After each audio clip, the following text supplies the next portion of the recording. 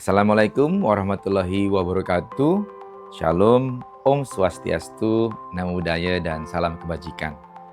Kepada seluruh insan dikti Saintek dari Sabang sampai Merauke, selamat datang di program pembinaan mahasiswa wirausaha yang dilakukan oleh Direktorat Pembelajaran dan Kemahasiswaan Direktorat Jenderal Pendidikan Tinggi Kemdikti Saintek. Saat ini saya akan membawakan satu materi yang akan membantu adik-adik teman-teman mahasiswa wirausaha untuk menjalankan usahanya, yaitu adalah manajemen operasional untuk usaha bertumbuh. Seperti sebelumnya, materi tentang model bisnis yang sudah diberikan, ini adalah menjadi dasar teman-teman mahasiswa wirausaha untuk menjalankan usahanya. Kalau kita lihat ada 9 area, dimulai dari customer segment, value proposition, channel, dan juga customer relationship. Setelah itu, ada di sebelah kiri, kita bisa lihat di model bisnis adalah key resources, key activities, dan juga key partner. Dan ada di bagian bawah, ini berkaitan dengan keuangan, yaitu adalah revenue streams dan cost structure. Secara garis besar, dapat dilihat pada gambar, ketiga area tadi yang di sebelah kanan itu adalah area pada saat seorang mahasiswa atau usaha mahasiswa ingin memberikan produk dan jasanya kepada customer. Ini adalah area yang dimaksud dengan desirability. Bagaimana produk dan jasa yang diberikan oleh customer ini benar-benar harus sesuai dengan yang diinginkan oleh customer. Dan yang kedua, itu adalah area visibility yang ada di sebelah kiri. Dapat dilihat pada gambar. Dan di sini adalah area operasional di mana produk dan jasa dibuat. Dan yang terakhir adalah area operasional berkaitan dengan keuangan atau di bawah. Ini adalah bagaimana alur masuk keuangan dan bagaimana alur keluar dari keuangan yang memang diperuntukkan untuk membayar mulai dari sumber daya, aktivitas, dan juga mitra. Dari semua ini sebenarnya sederhana. Kalau kita lihat dari prosesnya, hanya ada 3 sebenarnya, yaitu adalah input, proses, dan output, atau yang kita sebut sebagai sistem.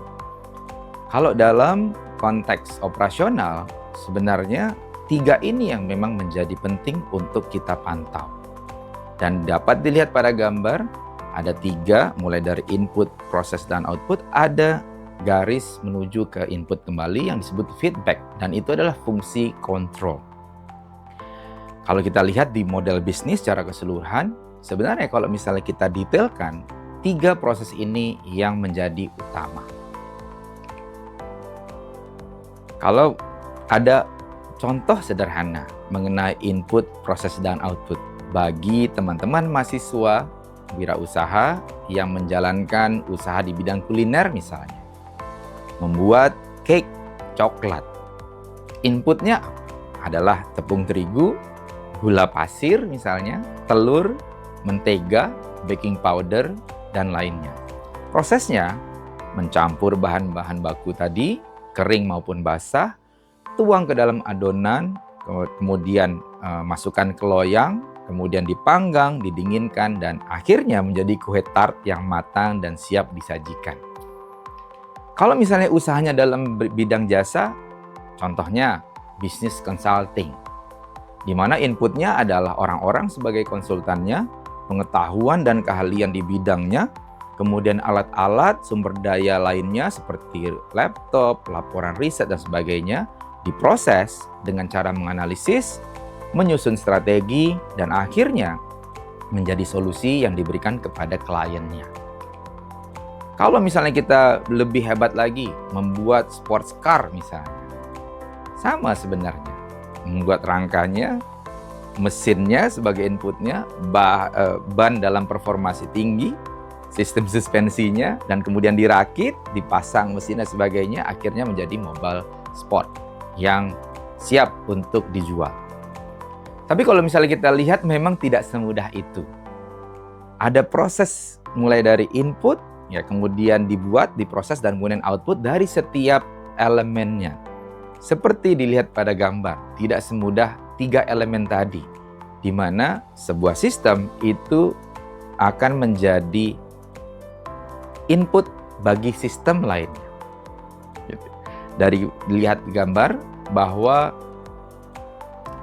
kalau misalnya kita umpamakan sebuah proses operasional itu seperti ada tempat air ya, yang kemudian di situ ada kerannya ya, kemudian di atasnya ada mensuplai airnya, ada selang mensuplai air.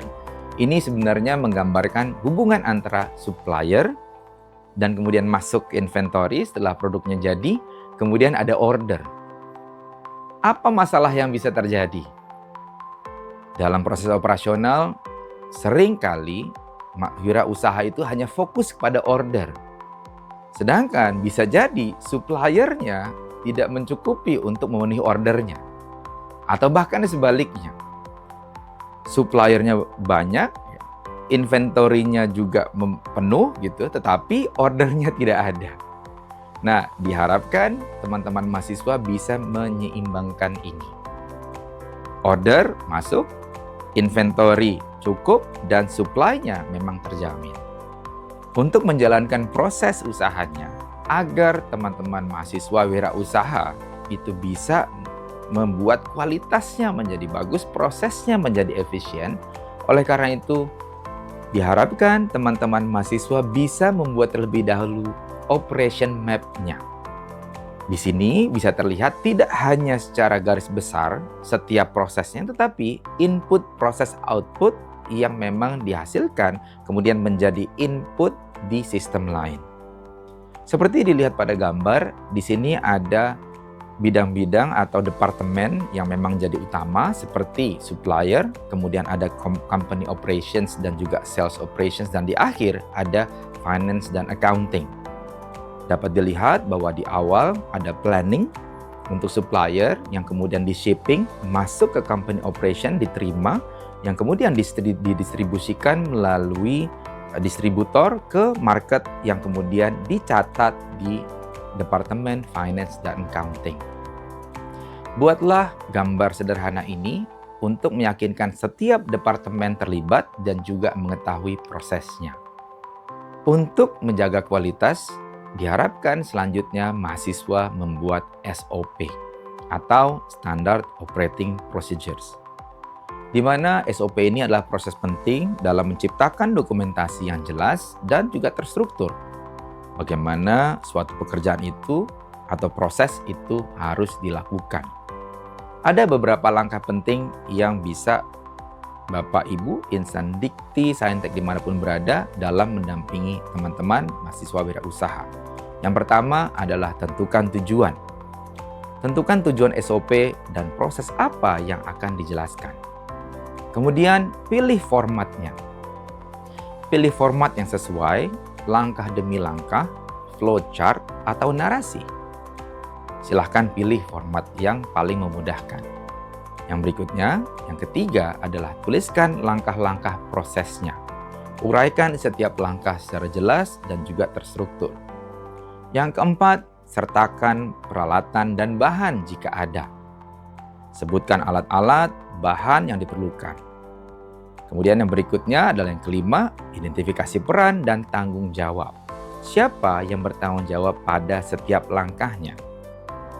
Yang keenam, tentukan standar kualitasnya. Kemudian prosedur keamanannya dipikirkan, verifikasi dan persetujuan. Kemudian setelah itu disosialisasikan dalam pelatihan dan pencatatan pembaruan jika diperlukan. Proses ini akan meyakinkan teman-teman mahasiswa wirausaha untuk menjalankan semua langkah-langkah usaha secara terstandardized atau standar. Apa langkah berikutnya? Perkenalkan adik-adik, teman-teman mahasiswa wirausaha dengan framework balance scorecard. Sebenarnya tidak harus detail mengenai atau menggunakan balance scorecard-nya. Yang di tahap awal diharapkan teman-teman mahasiswa bisa mengetahui apa yang perlu dilakukan untuk mendapatkan keuntungan atau mendapatkan nilai ekonomi dari sebuah bisnis. Kadang-kadang seorang wirausaha dia hanya fokus kepada keuntungan atau pendapatan saja. Padahal untuk mencapai target-target keuangan diperlukan hal-hal lain. Balance scorecard itu membantu seorang wirausaha untuk memanage performance-nya. Singkatnya, untuk mencapai keuangan atau target yang diharapkan dari sisi finansial dan juga ekonomi, sebelumnya kita harus pikirkan beberapa hal dulu. Yang pertama, yaitu adalah improvement dan innovations. Ada learning yang memang dialami oleh individu dan juga karyawan di dalam perusahaan. Tingkatkan pengetahuan-pengetahuan setiap member atau kelompok usaha di P2MW dengan training, kemudian dengan workshop, sehingga pengetahuannya bertambah dan mengimprove inovasi. Jika itu tercapai, maka proses internal juga akan meningkat, di mana pelayanan juga bisa meningkat, kemudian customer bisa puas, dan kemudian efisiensi dalam proses bisa terjadi. Kalau secara internal sudah kuat, ujungnya adalah klien yang happy, klien yang puas dan akan meningkatkan loyalitas. Jika loyalitas tercapai, secara otomatis pendapatan juga diharapkan meningkat. Karena dengan adanya pelanggan yang loyal, disitulah ada repeated order, ada order yang berkali-kali bahkan tak terhingga, Bapak Ibu sekalian. Dengan demikian, maka goal finance bisa tercapai. Dapat dilihat pada gambar, ini adalah contoh proses dari mana sebuah perusahaan itu memulai kegiatannya dengan meningkatkan kapasitasnya dulu, di internalnya dulu, yang kemudian bisa meningkatkan proses internal menjadi lebih baik, customer menjadi happy, dan juga financial bisa tercapai. Dan yang terakhir, ajak teman-teman mahasiswa wirausaha untuk menentukan apa KPI-nya atau Key Performance Indicator. Silahkan kombinasikan framework balance scorecard tadi ke KPI atau Key Performance Indicator. Dimulai dari pertama, yang tadi ya, dimulai dari growth and perspective learning dari karyawan dan juga timnya. Salah satu contoh KPI-nya adalah tingkat kepuasan dan retensi karyawan. Teman-teman mahasiswa menjadi anggota sering datang tepat waktu, sering berkoordinasi dan juga berkumpul. Contoh lagi adalah indikator jumlah jam pelatihan setiap anggotanya. Atau tingkat inovasi yang diberikan oleh setiap individu kelompok di dalam membuat produk atau jasanya. Berikutnya setelah itu, apa kira-kira contoh KPI untuk internal business process? Yang pertama, siklus produksi menjadi efisien. Tingkat kecacatan produk menjadi lebih minim.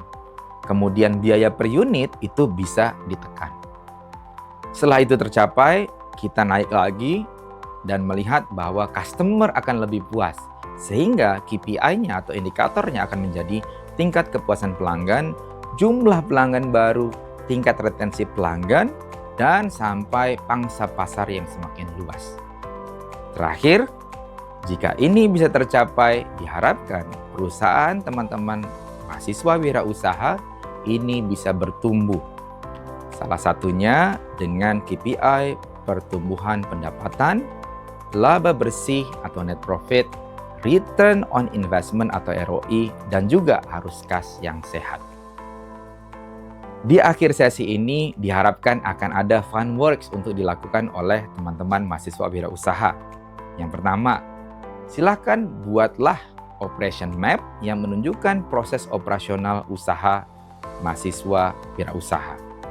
Setelah itu, buatlah SOP dari setiap proses dalam usaha teman-teman mahasiswa wirausaha. Dan di akhir, silahkan dengan framework balance scorecard buatlah KPI sederhana untuk mengetahui setiap target-target yang diharapkan ada di individu setiap kelompok di program P2MB yang sedang berjalan.